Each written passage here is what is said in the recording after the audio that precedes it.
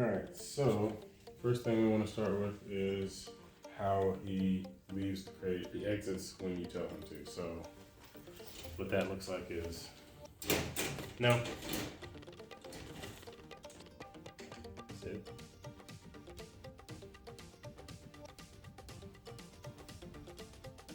Good, sit, good boy. Break. And then he can come out.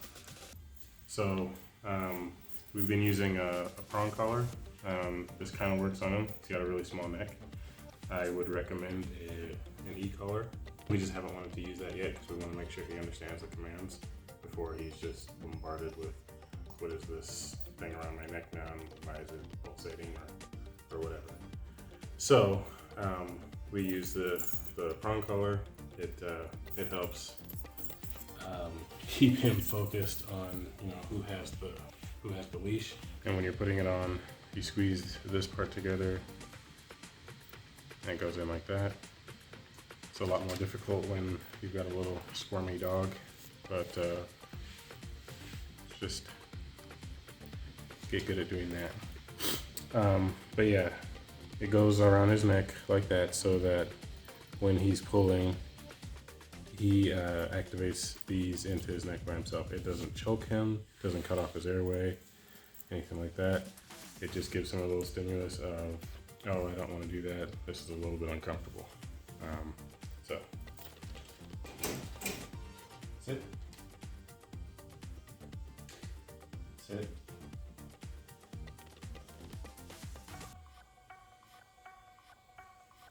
I also try not to repeat the commands too many times because he heard it the first time. He's just trying to test you and see how many times you'll say it.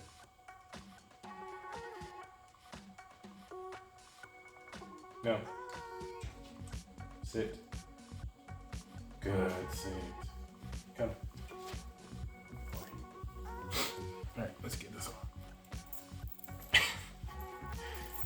So I meant about squirmy dogs. Come here. There we go. Make sure his ears don't get stuck. And let's see where. Kind of have to feel around him because he's got so much. Oh, almost got it. There we go. All right. So now he's all collared up. So now that he's in his collar and got his leash, we're gonna show you the proper heel. So what that looks like is, and this is if you want him to walk like this, we do left.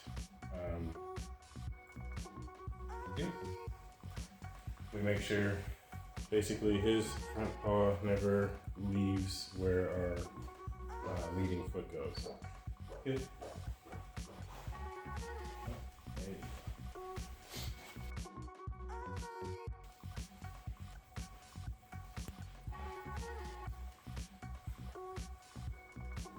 He's pretty good at that.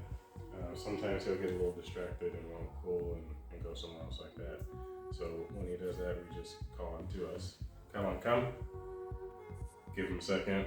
Do a little tug on the leash. Come. There we go. We were using treats. He doesn't need them as much anymore. But this is what those look like. They're just a little carob cookie. So fake chocolate and whatnot. Come on down.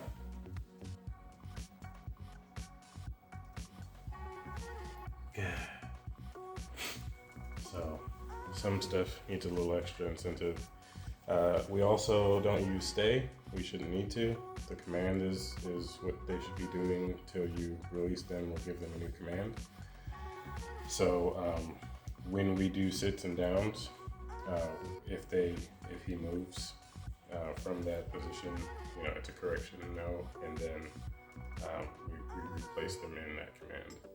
So he's doing pretty good actually right now. So can't really show you what that looks like on me. Look at you. Good looking little dog. Alright.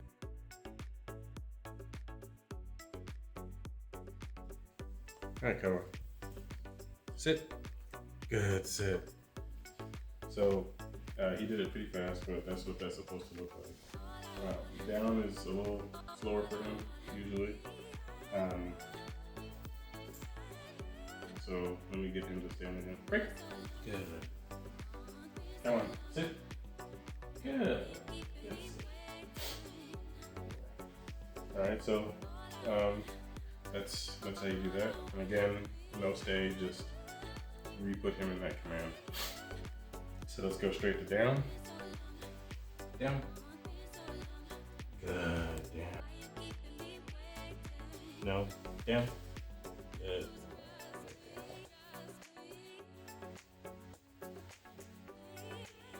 Good, down. No. Down. And then sometimes, since he has this collar on, what helps is if you do the down and then kind of give him a little tug with the leash on your thumb like that. And that helps him know the direction you want him to go. Down. If you don't want to bend down, sometimes I'll just use my foot, put a little bit of pressure on the leash with my foot.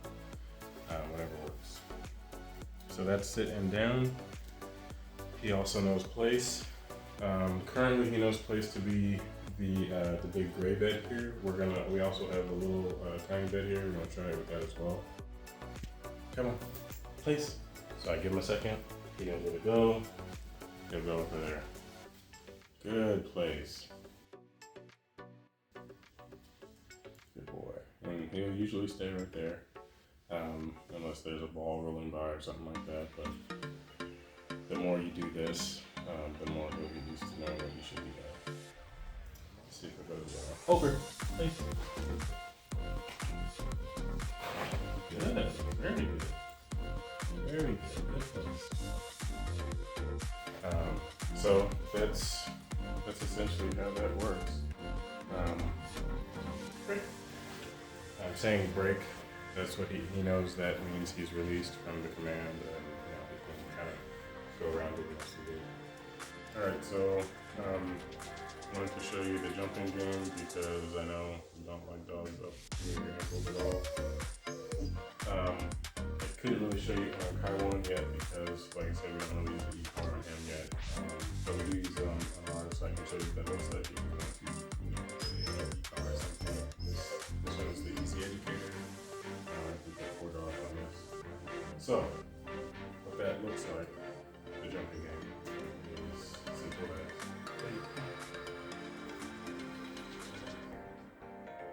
See, and then.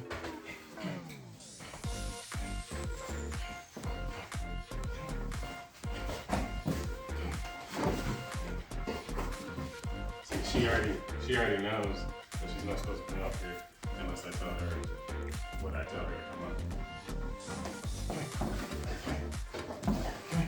Now, if she does,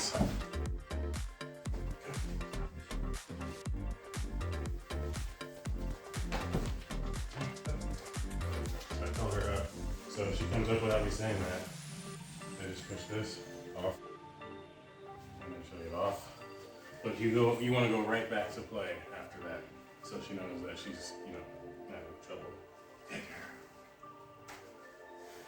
So that's how I put the place. Good girl. Here's your ball. Since I made you do that. So that's the jumping game to help teach a dog not to be up if you don't want them up. So easy as that.